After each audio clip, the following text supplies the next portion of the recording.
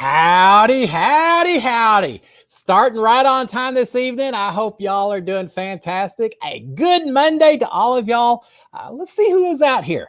Rosa, Barbarella Haymaker, Rosa, see Katie, Ma. Hope y'all are doing fantastic. Keith Franken as well. Parker Odell, howdy, howdy. We got all kinds of people. So before I even start, man, I'd feel bad if I ever missed this, but it'd be all right. Let me just start off by big old SKD 143. Love my wife, love my kids. I love all the other reality fans out there, especially the Big Brother fans. Y'all are the absolute best. I talk about forgetting my shout outs and all of that. I don't know if y'all remember or y'all saw it or even noticed it, but when we had the very first vote during my season, came down to either who was on the block, Ovi or Kat. And unfortunately, Ovi went home. Ovi was my guy. I hated to see Ovi go home. But when we went in to vote, I was so nervous about voting and having Julie Chen talking to me and all that. I completely forgot to do any kind of shout out at all. I was going to say, wife and kids, I love you, whatever. And I just forgot about it. I just said, Julie, vote to evict Ovi. And I was out the door and that was it. And then I thought, my family's going to wonder that I didn't say anything to them. So that's when I came up with SKD right after that. And the rest is history. So maybe it's just as well that I waited. Let me see some of these. I saw someone, Biffer the Hobbit. First time, long time. Well, Biffer or the Hobbit. I'm not sure which works better, but I thank you. Appreciate the support. Appreciate you coming out here. Don and Brian and Anthony, Mike Murray. Hey, Mike. Amanda Lowe. All y'all out here. Welcome. What a great way to start a Monday. I hope y'all are doing it. And Keith, that's miss you out there. Yeah, Keith and Caitlin as well. And Rob Jake. I got all y'all. And who is this saying Moss and Cliff used this background before? Why, yes, I did. And I don't know if you know the history of it, Ma, but this is kind of an important little background for me because this is the inside of the Chicken, which is a restaurant in College, not a restaurant. It's a bar. It's a saloon in College Station. It's where everyone who goes to Texas A&M goes and hangs out. I spent so much time in here playing dominoes, playing pool, listening to country music and all of that. So this was my hangout when I was in college. So yeah, I've used it before, but it just felt appropriate to use it again this evening. Now, I've been doing my 15-minute wrap-ups every night for the Big Brother season, and we're going to talk Big Brother. I know y'all are ready to talk about the new season a little bit, so we'll talk about that. But I've been using so many backgrounds for those 15-minute wrap-ups every day that I just said, let's go back to a classic and use the Chicken instead. So there you go. But good observation.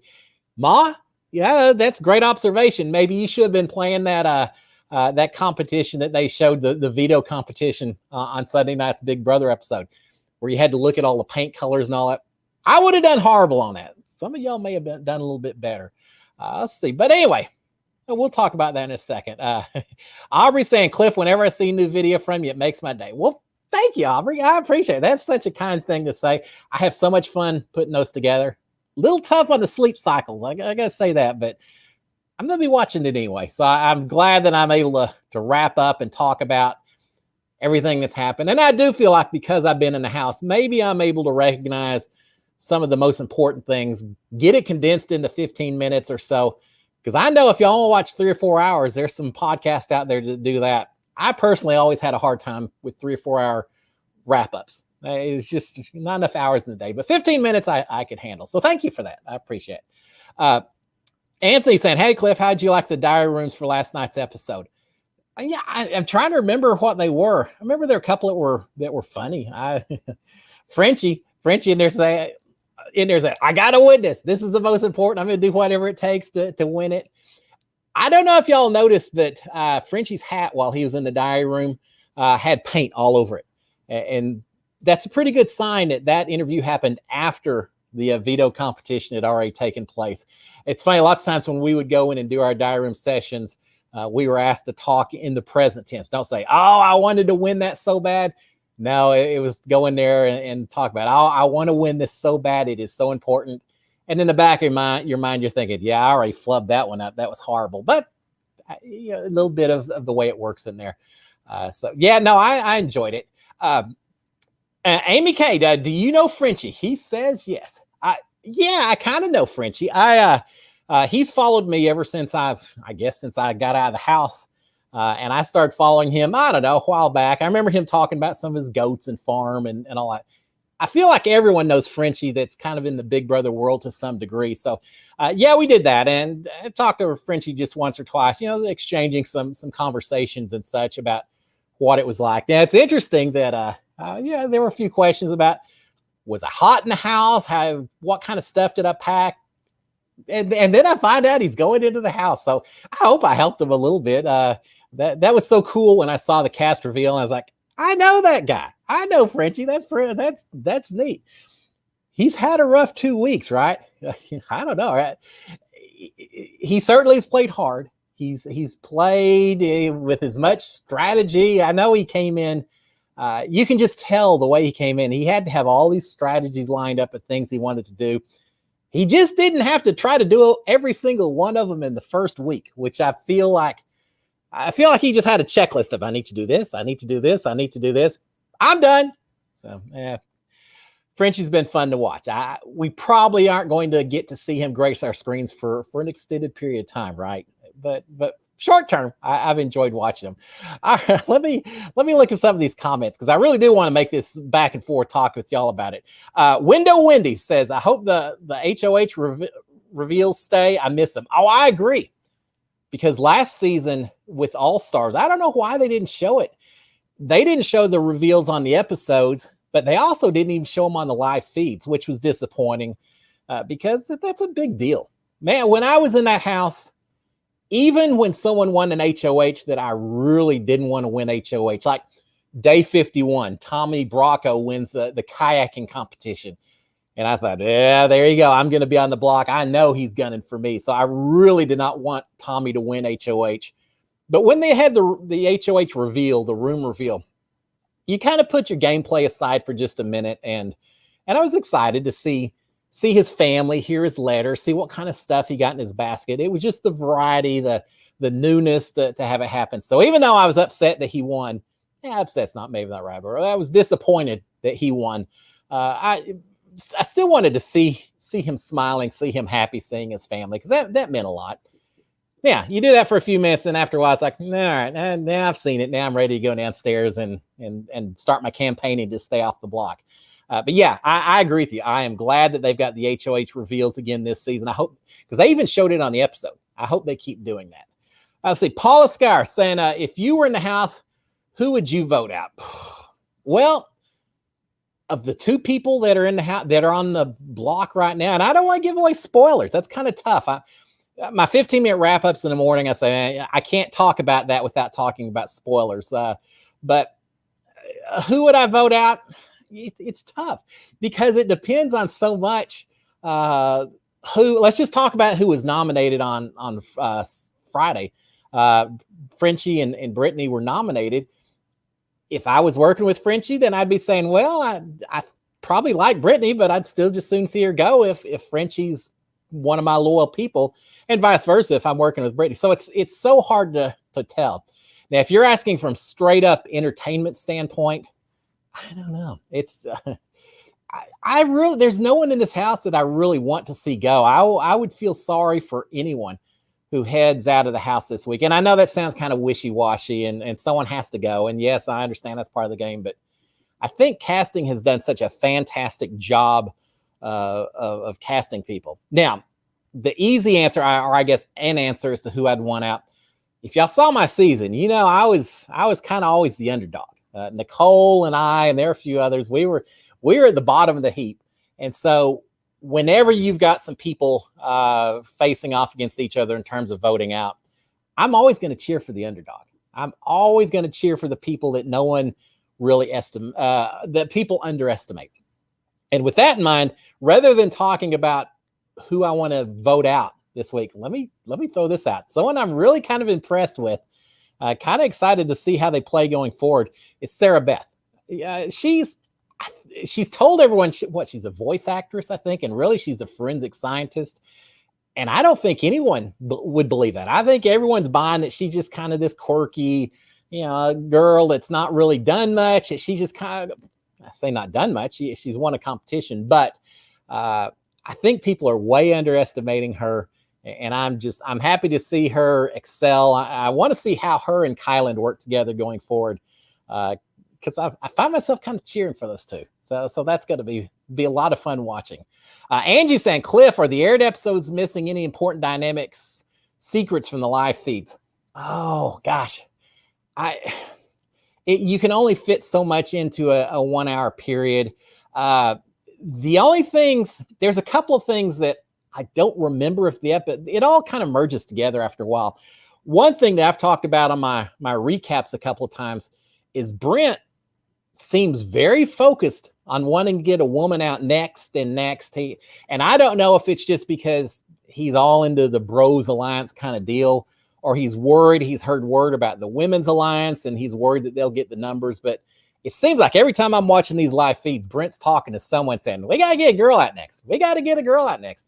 And I don't know that they showed that quite as much as in the episode as I've seen in the live feeds. Frenchie is king of the one-liners. There's some of them where he says it, and I just, really? You're going to say that, Frenchie? He's said a lot of things that you kind of just, your eyes open up, you step back a little bit. And they only can show so much of that. Frenchie was HOH last week, and so you expect him to kind of be the star that shines, that gets all the attention in the episode and all of that.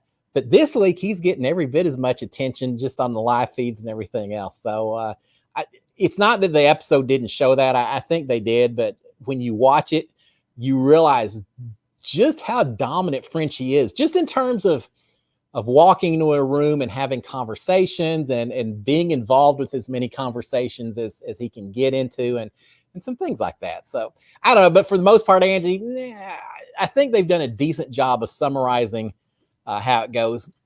Now, some of the alliances and such, they can't show all of that in these 1 hour episodes, but that's all right because I can't keep up with them, and I'm watching the live feeds all the time. They change so much that I try to report on in my little morning shows, but as soon as I do, 3 hours later, something's happened anyway. So you're not missing a whole lot if you don't know about every single one of those little alliances. I don't think, because there's so many of them.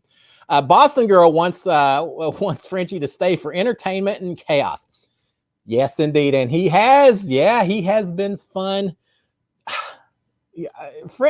Frenchie said at one point, he said, I'm really proud that my legacy is going to be, I said I wasn't going to vote out a minority. I wasn't going to vote out a girl on my HOH, and I didn't. I sent home Travis instead. I kept my promise.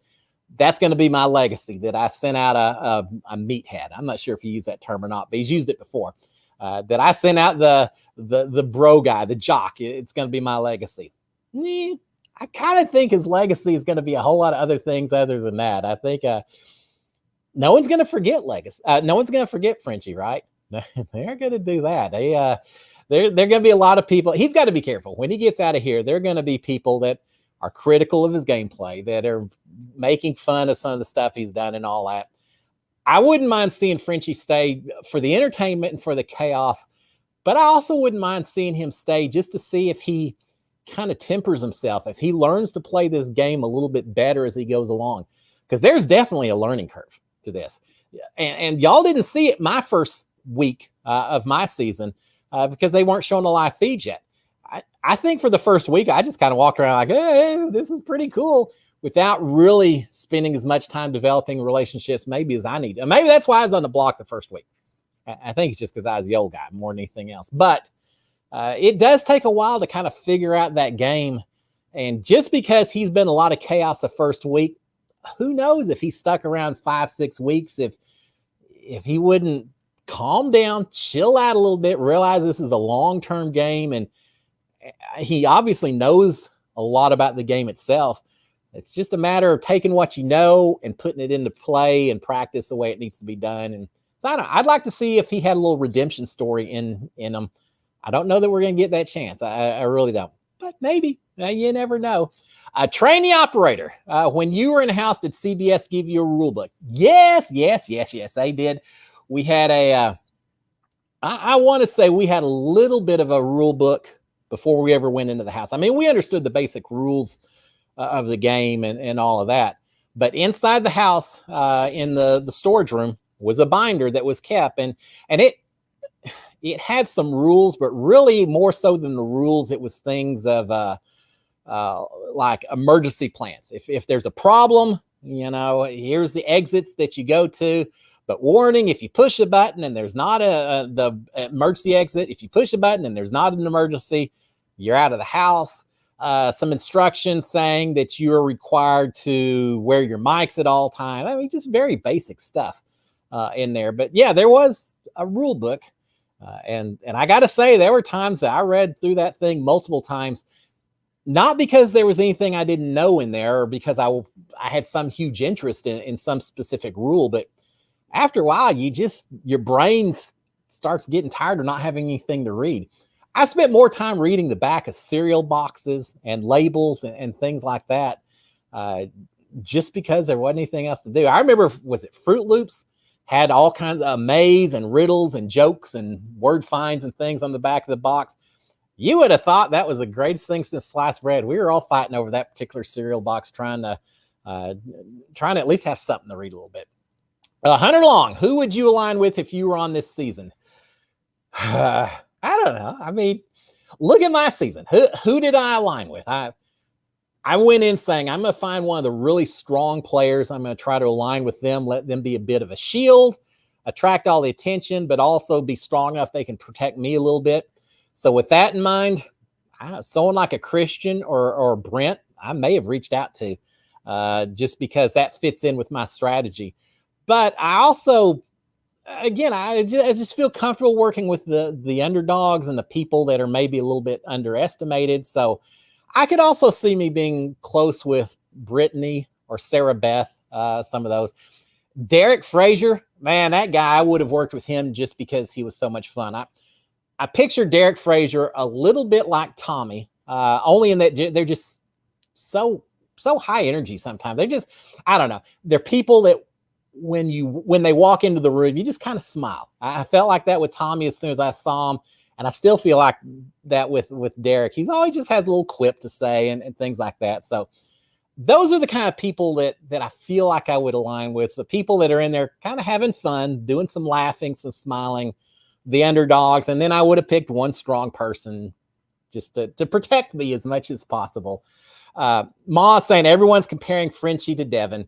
Yeah, and part of it, if you recall, some of you may not, Devin was one who started off playing very hard, very fast. At one point, they had an alliance. I don't remember how many people were in this alliance, but Ma, I don't even think it's you.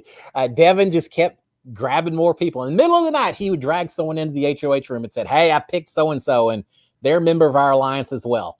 People were saying, "Well, we're like 9 or 10 people. Do we really need anyone else, Devin?" But he was doing a lot of that. So yeah, I see the comparisons between Devin and Frenchie.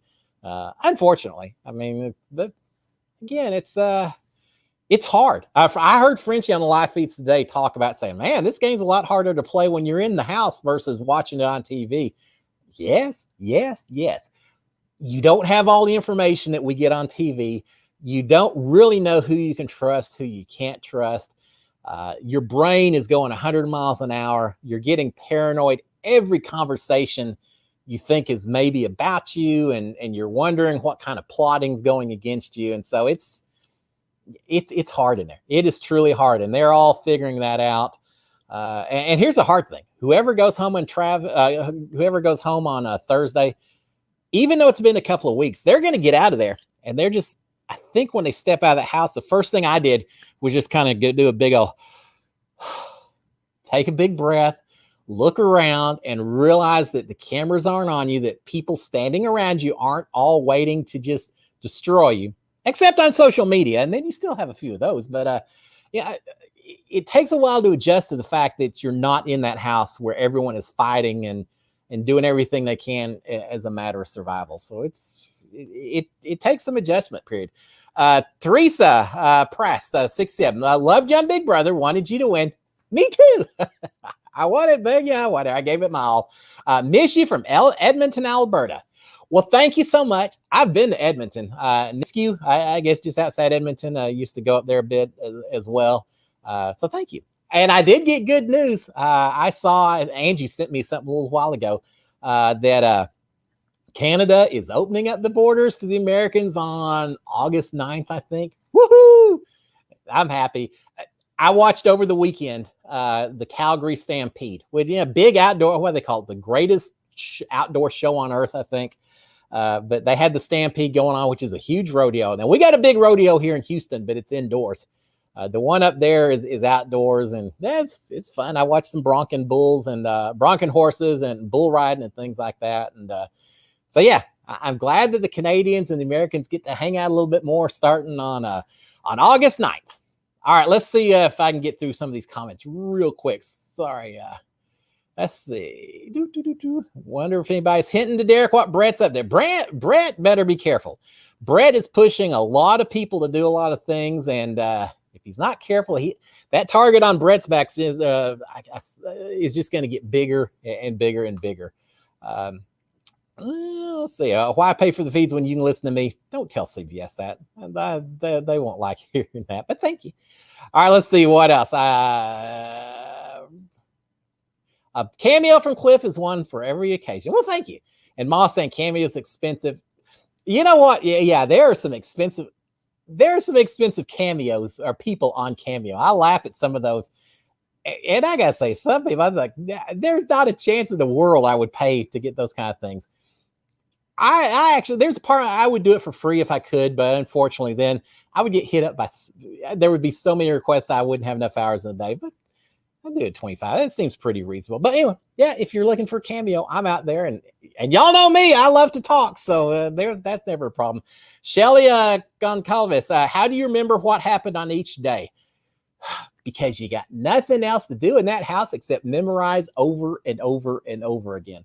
And we all had different ways to do it. I took my Bible that I brought into the house, and I would fold down different pages based on days of the week that things happened. Nicole had a whole system worked out with a chessboard where she would put certain pieces on certain days and go across the squares and remember them. But basically, the way you do it is you just every day you add on the new thing that happened, and you just keep going over and over and over in your head. And it worked pretty well. To this day, I can pretty much tell you every day what something that happened. Day 30, day 51, Taco 2. I know all the dates and everything that happened for the most part. There's a little bit I've forgotten, but I knew it pretty well while I was in there. So everyone knows that you're going to have some competitions like that at the end. So everyone is practicing going over it. And again, there's just not a whole lot to do. So you pick it up pretty quick while you're in there. Let's talk a little before I go. I know I'm answering some questions. I'll go back to some other ones. But let me go back to this day in history and talk about something pretty important to me. And y'all may not realize this, but talking about days and times things happen and all that. Do y'all realize 2 years ago, yesterday, 2 years ago on Sunday, which was July 18th, was day 30 in the Big Brother house for my season. On day number 30, in the span of about 3 hours or so, I was blindside voted out of the house 6-4. 30 minutes later, I won the battle back. I got back into the house. And then a couple hours after that, it took forever to do that competition. But a couple hours after that, we had the Patch Perfect HOH competition. I won HOH and I got back into the house, and I was king of the house. Going from the very cellar of that place to the penthouse, to the HOH room. It was such an amazing night. So cool that I got to do that. It was incredible. And that Patch Perfect, I don't know if y'all remember that HOH competition. I'll never forget it.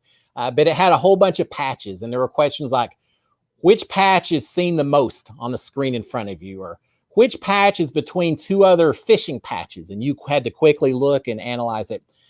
And I think I'm pretty good about quick observations of that sort. And so that's what helped me win. The competition like they had on the video that we saw in the episode last night, where they show the different colors, then the screen disappears and you have to answer based on memory, that would be hard for me. We had a competition like that where we watched fireworks go off and you had to say what color different fireworks were and everything. And I think I was out after the second or third round. So yeah, observation I'm great at. Memory, not so much. But anyway, yeah, day 30 was when I got to do all of my stuff, and I was so excited. It's great.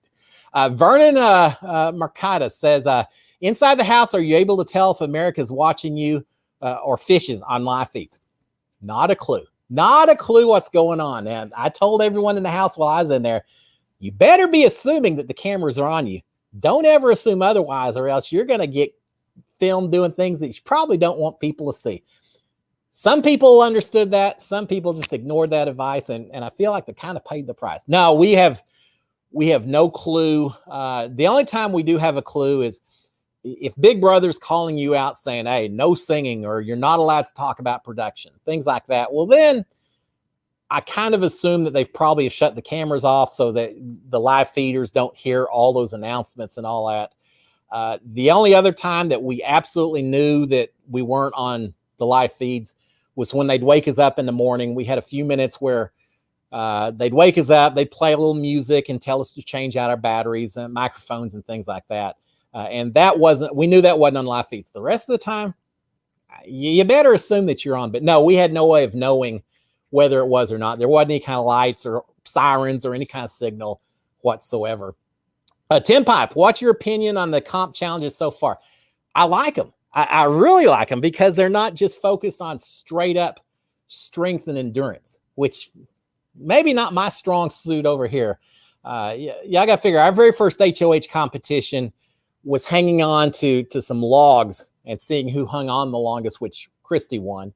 And then the first veto competition was getting giant meatballs thrown at us and strawberry. You had to slide across and catch strawberries. And that wasn't a whole lot of strength, but that was a tough challenge because all that goop immediately hit me in the face and got in my eyes so bad I had to take my contacts out. And once I did that, it was tough to even see what was going on. But no, I felt like during my season, the challenges were a little more athletic and physical, whereas these competitions so far have been really cool. Do y'all know what my favorite competition is? I mentioned last week the one where you had to not make sound or else points would be added to your score. I thought that was pretty cool.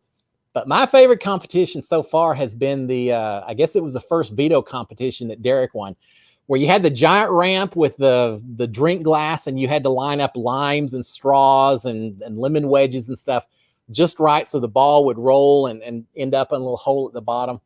I love those kind of puzzle type competitions. I think I would have done okay on that one, but even if I didn't, I would have had a blast on that kind of competition. That's the kind I enjoy seeing on Big Brother. But now, for the most part, I've enjoyed these competitions so far. It's been a lot of fun. I've heard a lot of people talking about, this next HOH, I hope it's a wall competition and endurance competition and all that. It's not going to be. I don't think the wall competition they ever have until there's 7, 8, maybe 10 people. But there's way too many people to do a wall comp right now. But I know while I was in the house, we certainly spent time thinking, OTEB's got to be coming up soon. The wall competition has to be coming up soon. The slip and slide competition. Yeah, there's the events that happen year after year. Hide and go veto. The ones that happen year after year that we were so excited when we would walk out in the backyard and see them and go, oh my gosh, we finally got there. We get to compete in this competition. Because I know I've said it before in here, but I'll say it real quick again. We don't know what type of competition it's going to be until we walk out in the backyard. They don't give us any warning ahead of time. The only warning we get is if there's costumes for us, if we're wearing microphones that are designed for wet environments, things like that, then we kind of start guessing what it may be. But no one tells us until we're out in the backyard because they want to see the surprise on our face and everything also. All right, let me look at this a little bit. Amanda, when's Nicole coming on with you? I need to talk. I talked to her just a little bit today, texted back and forth, but nothing settled yet. So we're going to, but she said she'd love to come on. I'd love to get on. We just got to work out our schedules and such. Blackhearts Club, do you think a Hail Mary can be pulled for Frenchie, for Fry? Yeah, I mean, don't ever make assumptions that anything's done. Yeah. Look at me when I was in the house. I kind of assumed that I was safe and that Nicole was going home because that was a plan when the nominations were made. Well, things change, and all it takes, it's tough. If I was a betting man, I would I'd be betting one way, but all it takes is if you can just say the right thing at the right time to the right person to maybe cause a wedge, cause an argument, force some alliances to split up, and next thing you know, who knows what's going to happen. Look at us. It was so certain that Sam was going to go home at one point in our season as the last pre-jury member. And all of a sudden, just a few minutes before we went to the eviction, everything got turned upside down, and Kat came this close to getting booted that week, and Sam staying. So, yeah, there's never a guarantee that something's going to happen. And I feel like Frenchie's been trying to do some things to maybe try to get some seeds of paranoia planted. I know he was yesterday saying, "Oh, what if there's a twist we don't know about? What if there's people know each other, or twin twist, or saboteur in the house?" He's trying to get people a little nervous, a little suspicious, a little paranoid, because what's that saying about the enemy you know is better than the one you don't know, or something? I don't know. I think he may be trying to get people feeling like, yes, he may be the easy choice to send out the door, but is he the best choice? I don't think it's going to work. But hey, if it does, then more power to him, and he begins his redemption story right then and there, right? Boston Girl, do you feel like there should be more incentives to keep your team together, like prizes? They don't seem pressed to protect the team members. Yeah, that's kind of, I don't know. I got mixed feelings about it. It's a huge incentive that if one person on your team gets safety as an HOH, the rest of y'all are safe. So that, I would think, tends to force the teams to work together. You don't want to see one of your team members get booted out the door, because then instead of 4 chances to win HOH, maybe you only have 3 chances, then 2 chances. So I think there's some incentive there. But I got to say, how fun would it be, instead of just having have-nots, if they did it kind of like the old school Big Brother, where they said, okay, the 2 teams that finish first, or however it works, 2 teams are going to get to eat the nice food. One team's going to be a have-not, and the other ones, y'all aren't have-nots, but you're also not eating all the fun stuff. You're going to be eating peanut butter and jelly, or bologna sandwiches, or whatever. I'd love to see some punishments beyond just have-nots. I'd love to see some luxury prizes.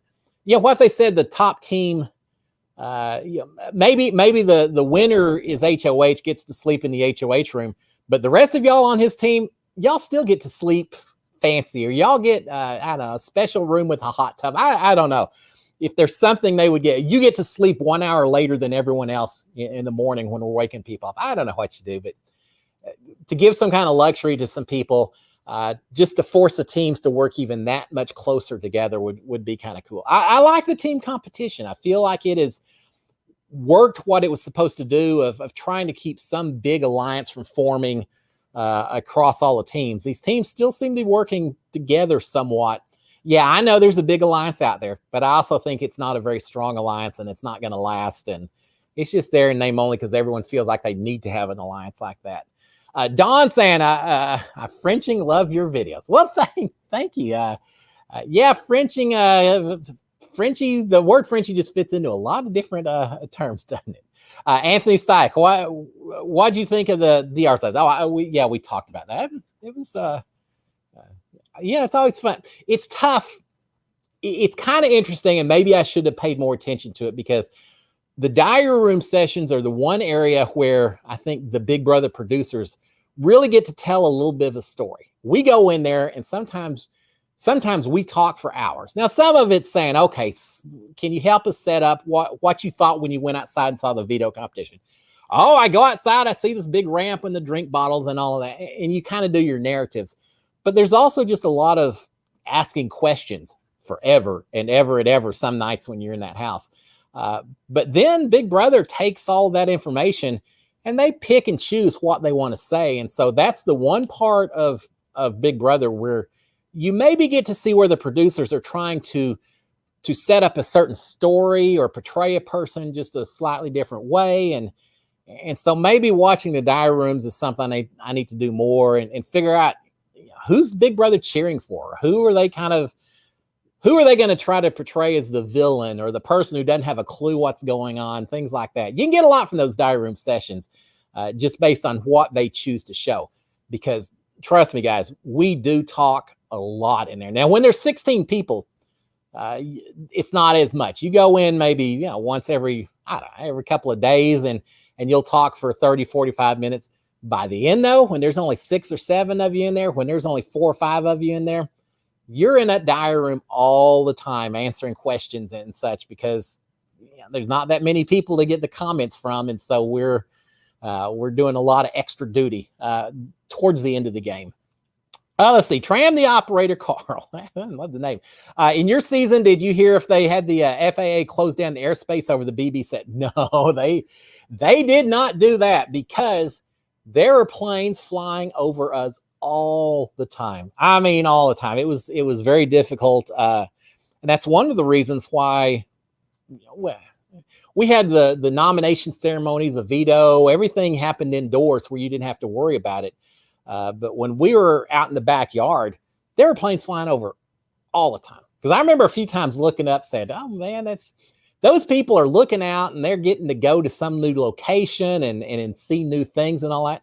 Meanwhile, here I am 80 days and I haven't stepped more than 30 feet away from where I'm sitting right here. So I got a little jealous at times because, there were a lot of planes. There were helicopters. I think there's some kind of police substation helicopter pad nearby. I don't know. There were just a lot of helicopters that would fly over. And so now they didn't close air traffic while we were in the house because they were going all the time.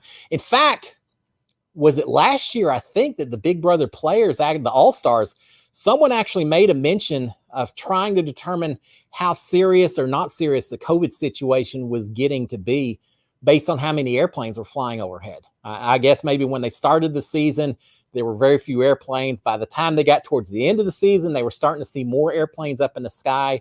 And so they were saying, hey, it must be getting better since we're seeing more planes flying, more people in the air. So yeah, you look for the tiniest little detail to help you figure out what's going on in the outside world. Rosa Martinez, I hope they bring back the Weatherman competition. That was funny. I love the competition. Yeah, for those of you who don't remember, you put on rain gear, hold an umbrella or something, and you have to try to read some news story while the rain's just pelting you sideways. And then if I remember, you have to answer questions when you get done. Yeah, and then there's all kinds of little inflatables and beach balls hitting you in the face and all that. I love that competition. And I got to say, my season, when we did the veto where we went out and got on the jet ski and had to take all our clothes off in the quickest time period, when I got outside, they said, Cliff, put on the gear over here. You've got to put on this clothing. And when I saw that clothing, I thought, oh, this is it. They're going to do the Weatherman competition, because they were very specific about, you got to zip the pants up. You've got to zip up the shirt all the way up to your neck. They were very strict on how you put everything on. And I thought it was because we're getting ready to get pelted with water and everything. I didn't realize it was going to be the jet ski, which I enjoyed. One of my favorite competitions. But yeah, I agree with you. I love the Weatherman competition as well. I am so far behind the comments, guys, so I'm just going to scan through these very quickly. Let's see. Rob J, hey there from Arizona. Hey, Arizona. And Savannah, Georgia as well, and Louisiana. Man, y'all are out there from everywhere. Dawn saying she's been obsessing over Claire. Claire is going to be surprising a lot of people. I think Claire is a fantastic player. And Angie, yes, congratulations and best of luck on your acting. I've been watching some of your stories. It's so cool. Absolutely so cool. And Amy K asking if I know Frenchie. Yeah, a little bit. I do. Jake saying the best part of Monday night's Cliff Notes Live. I kind of like doing this, Jake, so thank you. Let's see. All right, Ma saying, I am going to write. You went to Virginia and didn't go see me or Anthony. My parents are sad you didn't come see us either. Well, what can I say, Ma? It was a business trip. I was over in Charlottesville and Waynesboro, so I was on the far west side of the state, and I was in and out as quick. Horrible it happened over the premiere of Big Brother, but I still watched it. Now, it was a quick trip. Otherwise, I certainly would have let y'all know, and we would have had some meet and greets over there, and we would have had a fine old time, but it didn't work out. Work has to come first, right? All right, Angie saying, I wonder if the DR sessions are needed for mental health or for the competitors, the only safe place. Yeah, that's a good thought, because, yeah, it's a very good thought, because we were told, if you ever need to come in and talk, just come in, and we will let you talk as long as you want. And I think there were times where they said, because most of the time you get called to the diary room, but they always said, if you need to come in and request something, come in. If you just want to come in and talk, we will ask you questions. We'll talk back to you. Or if you just want to vent, we will let you vent. And so, yeah, they treated it as a safe place. And there really was only one time my whole season where I just wanted to go in and just kind of vent a little bit. And I did that towards the end. That was right the night or the day after Nicole won the HOH, and there were the four of us in there. And I was, you're so close to $1 million and you really get stressed and everything. And I just wanted to go out there and vent and spout off and all that.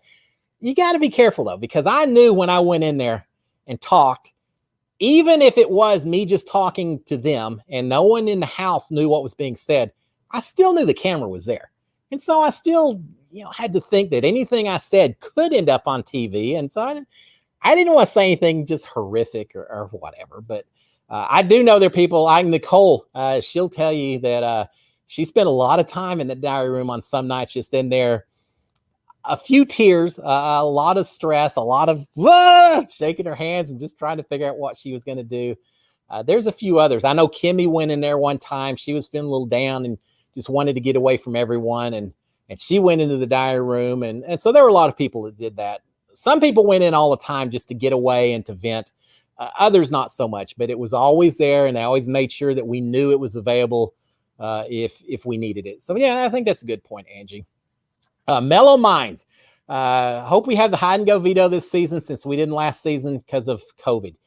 Yeah, there's a part of me that almost feels like hide and go veto has almost worn itself out a little bit, but I still like it and I still enjoy watching it. And it's always still interesting to see who finds what in terms of locations to hide those things. I've been watching all season, already trying to figure out where I could possibly hide a veto if I was in that house. And just so you know, there were ground rules when we hit it. We couldn't hide them in places that were considered dangerous. We couldn't pull up the furniture to try to hide it under permanent furniture. We couldn't hide it in, we couldn't pull up a piece of wood and stick it in underneath like the boat room bed, things like that. We also couldn't hide the veto anywhere above the glass, above the mirrors, because they wanted to make sure the cameras could properly capture it. So it had to be chest level lower. And so there were a lot of rules about where we could or couldn't put that veto. But yeah, I spent all my season figuring out, just preparing for that competition, figuring out where was the best place to put it. So yeah, I'd love to see it again. But since they didn't do it last season, if they ever want to stop it, this maybe would be the time to, but I hope they don't. I truly hope they don't. All right, let's see. What else? We need you back in the house. Well, thank you, Robert. I'd love to go back in the house sometime. And Noah saying you were my favorite house guest on season 21. Well, thank you. I gave it everything I had. I didn't win, but I gave it all I had, and I hope everyone appreciates that. Let's see. Casey Myers, excited to see what Sarah Beth has to offer here on out. I agree. I think she's surprised. I think she's surprising people. And I also, did I mention it last week? I don't know. If so, bear with me. I sometimes repeat myself. There's a part of me that sees Sarah Beth and Kylan, and I can't help but kind of compare it to Nicole and myself from our season. Now, sure as I say that, here in a couple of weeks, they're just going to turn horribly mean or brutal, or they're going to do something that you're just going to cringe and go, oh my gosh, why in the world would you ever compare yourselves to them? And so, whatever. But right now, I kind of see the two of them as they just seem so, I don't know, friendly with each other, wanting, trusting of each other without it being a showmance type deal. It looks like they're going to be close friends. People are underestimating them, and I think they're going to surprise a lot of people. So those are kind of the people I'm cheering for right now. I think we'll see. My mom, Sue Hogg, on your season, y'all spent a lot of time counting arrows, counting lots of things just in case. Yes, we did. And here's the thing. If you see one person counting arrows, because we had them all over the house, counting arrows, counting baskets, counting whatever, counting cups in the cabinets, then everyone else starts counting them, because if one person's doing it and that turns out to be a question, you don't want to be the one who didn't bother studying. So all it takes is one paranoid person. I remember when we got in the house, like on day one, we had, and I don't know if y'all remember, but we had cups, and they were like blue cups and green cups, little like metal kind of camp cups. And we had blue plates and red plates. And I remember seeing them laid out on the table and thinking, well, that's interesting. They wouldn't have all the same color, that they've got two different colors. Does that mean that we're somehow going to be on teams in this house? The tiniest little detail that you see in there, your mind starts spinning of maybe something's going to happen with it. So yeah, we spent a lot of time counting because if I recall, Christy was the one who was just she memorized everything in the house. And if you ask her, hey, Christy, how many arrows are in the target room? Oh, there's 22. How many arrows are on the walls? Oh, there's 58 in the kitchen. She knew it exactly and immediately, which is one of the reasons that we sent her out when we did. If you know that stuff so well, don't let other people know that you know it so well. Spend some time like, I don't know, I can't remember, something like. She didn't do that. She told us exactly, and so she kind of paid the price for that. Beverly T, do you like that the bathroom has a door this year, able to talk more? I guess. I don't know. I haven't figured out exactly why they did it. Maybe it's because the only thing I can think is when I had the boat room, it had a door there, if y'all remember. The door never closed that well, and it sure was easy to be overheard, as I learned. But it had a door. I think when they turned that into an indoor gym, suddenly they may not have had enough room in that room to actually have a gym if they had a full-blown door right there. So they may have had to open that wall up just to give a little more space for the exercise equipment and things like that. And so if you got rid of that room and the door, they probably felt like they still needed a downstairs area to talk other than the bedrooms. And so that's why they put the door where they did. I don't know. I like it. It makes it a lot more private in that bathroom. You can't sit in the kitchen and see who's talking to each other and all. So it's one more talking area that you got to be worried about, or you got to pay attention to. I don't know. I like it just because it's a little bit of a change. So yeah, I'm pretty cool with it. Window Wendy, do you have to clean up the mess after hide and go veto? Oh, yes, you do. And we did. And it wasn't as horrible as I thought. It was probably 3 or 4 hours worth of us just picking up. And I think what happened, now we made a rule during our season. We said, guys, we don't want to have to pick up cereal and milk, because I think, was it James Hewling from his season? And I think Scotty did it as well during his season. They would just run to the fridge, grab milk and stuff, and just pour it out. We didn't want to have to mess with that. I guess we're a little lazier than those people in those seasons. We said, let's just make a promise that no one hides anything in the food in the kitchen. So you don't have to pour anything out. If someone does it anyway, the rest of us are going to hate you and we're going to take it out on you. So be warned. And we all agreed to that. So we didn't have near as much cleaning up in the kitchen. But I do remember once we were done with the competition, we started cleaning up. And I remember going into the boat room saying, I'm going to get the boat room perfect and then I'll move on. So I did the boat room, and I think I moved into the bathroom. Other people started back in the bedrooms and got their stuff done. But here's the thing. When I got evicted from the house, I didn't have all my clothes with me. I don't know if I ever quite got back all the clothes I went into the house with, because after hide and go veto, there was stuff thrown everywhere. I mean, it was the most miserable mess you've ever seen. It took days just to say, whose underwear is this mixed in with mine, and vice versa. It was a long, drawn out process. Marion Farrell, how often does production come into the house or backyard where you can see and talk to them? None whatsoever. Don't think that there's just production people walking along and all that. There was nothing at all that we saw. And that's even more so with COVID. I mean, at this point, I was in before COVID hit. Now with COVID, I don't think they go into the house at all. For example, we saw the nomination ceremony on last night's episode. And if you watch the ceremony, you can see back in the kitchen. Kitchen's kind of messy. There's stuff on the island and things like that. During our season, little inside magic. During our season, when it came time for the HOH to decide who the nominations were, all the rest of the house guests were sent to the back 2 bedrooms. And they said, split up about 50-50. Half of y'all go in one, half go in the other. The doors would close. We had to sit there looking very concerned. So the cameras could catch us all nervous or excited or whatever the case may be while the nominations were being made. But the main thing is, while we were sitting back there with those doors closed, the HOH was in the diary room with a briefcase with all the keys, deciding who they wanted to nominate that week.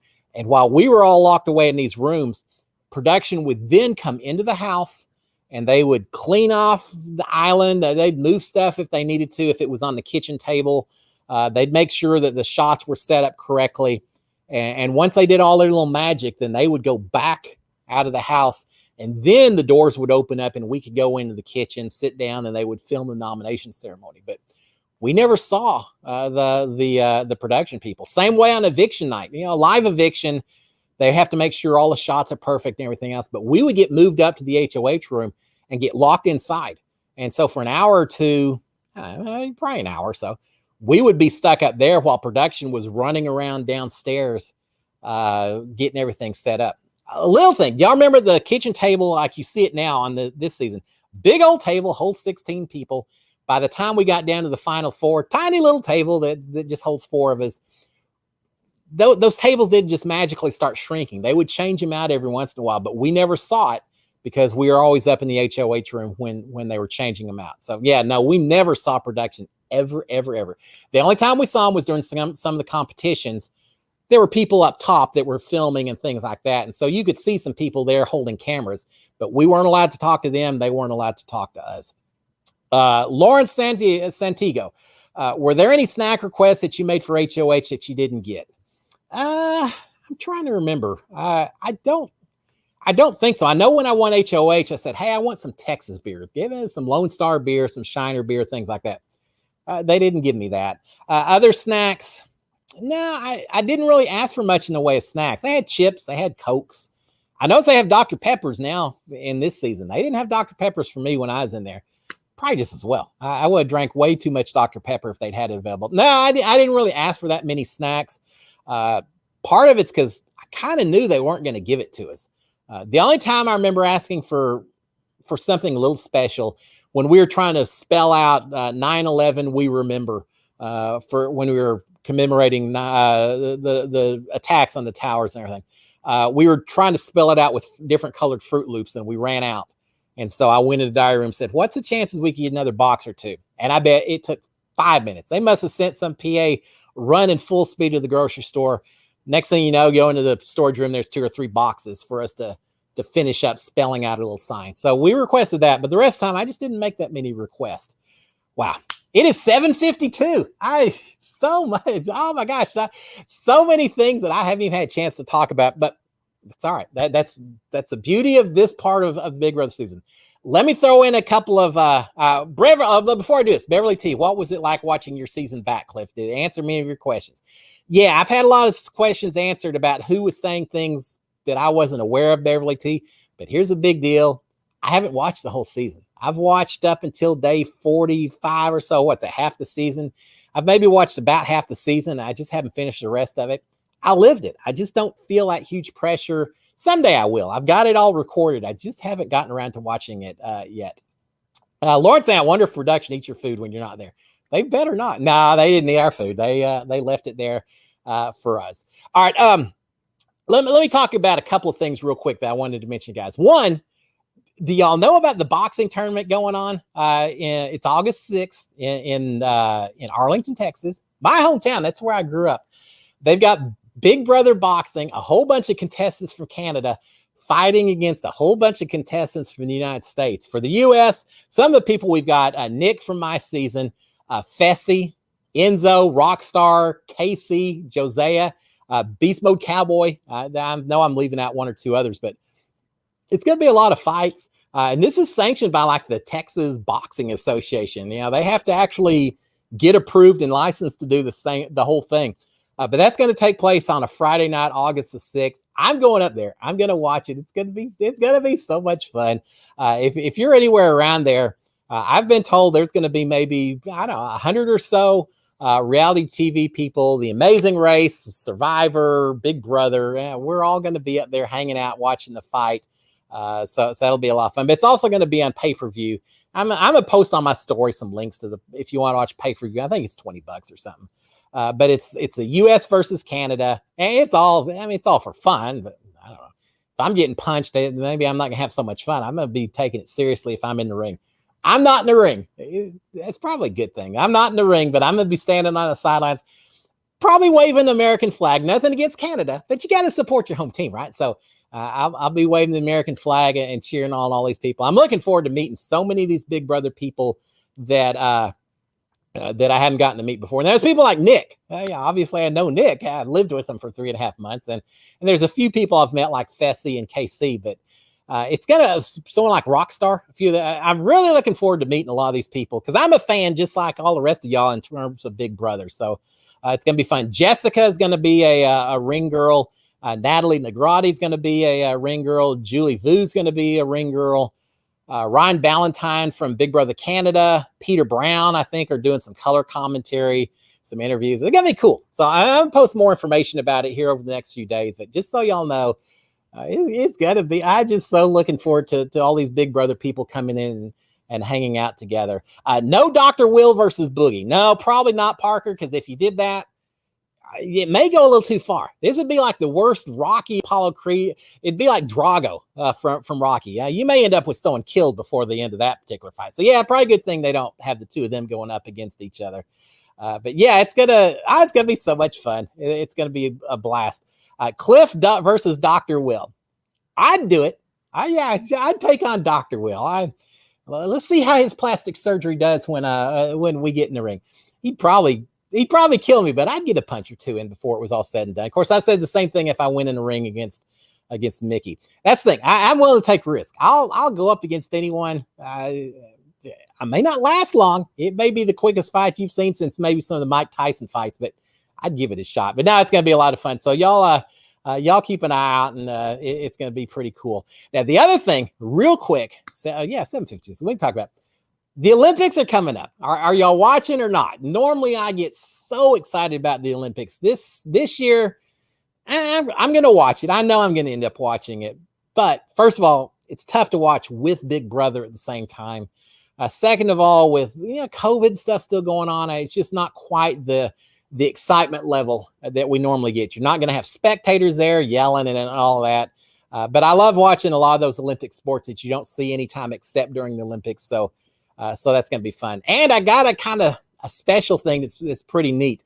I've got a friend. Her name is Tori Vidalis, and she plays softball. Now, she doesn't play for the United States. She plays for Mexico. But she went to Texas A&M. She is maybe one of the best softball players that Texas A&M ever produced. She's an incredible softball player. She came from Deer Park, which is this little suburb of Houston, maybe 5 minutes from where I live, real close. And so she grew up right in my neck of the woods, went to A&M, became a superstar at A&M, and now she's playing softball for Mexico. And we talked a little bit. She sent me her schedule of when she's going to play. And so, yeah, it's going to be so much fun. How cool. I mean, I love being on Big Brother. It was such an amazing experience. I wouldn't trade it for anything in the world. But even beyond being on Big Brother, can you picture the joy, the excitement you would get being an athlete, going to some other country and representing your country, representing USA, representing Canada, waving the flag, and knowing that you're competing for your country and that you are one of the top uber athletes in the world in that particular sport. That's just got to be the most cool feeling. I'm so happy for those people. And so, yeah, I'm going to watch some of it. I'm trying to think the events I really like watching that you don't normally get. I like some of the gymnastics. I like some of the water. I like the water polo and the diving. And I love the volleyball. I always cheering on the men's and women's team in volleyball. There are a lot that I can't even think of right now, but I'll watch the Olympics and have fun with that. Beverly saying so many Olympians are positive COVID-19 already. I saw that we've got at least a few of them that have tested positive. I'm worried about it. I truly am, but fingers crossed they can get this Olympics in and have fun with it. What else? I don't care whether there's people care whether or not the winner played a good game. I agree, Ma. I agree. I want to see good gameplay. Someone has said, who do you want to see win? And I don't know. It's whoever plays the most strategic game, and it's too early in the season to see this. So I'm holding out who I want to win until I just want to see the game played well and people strategic and doing everything it takes to survive and do what it takes. Parker, are you going to give the kids the world in December? I'm planning on it. Now, again, I'm in the real world. I'm not doing I'm not just making a living doing influencing on Instagram or anything. I've got a regular job.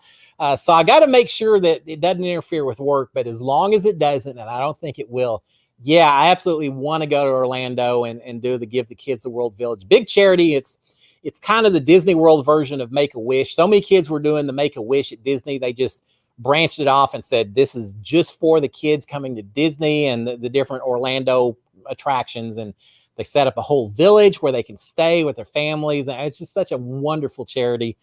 So yeah, I'm excited to work with them. I'm excited to go there in December as well.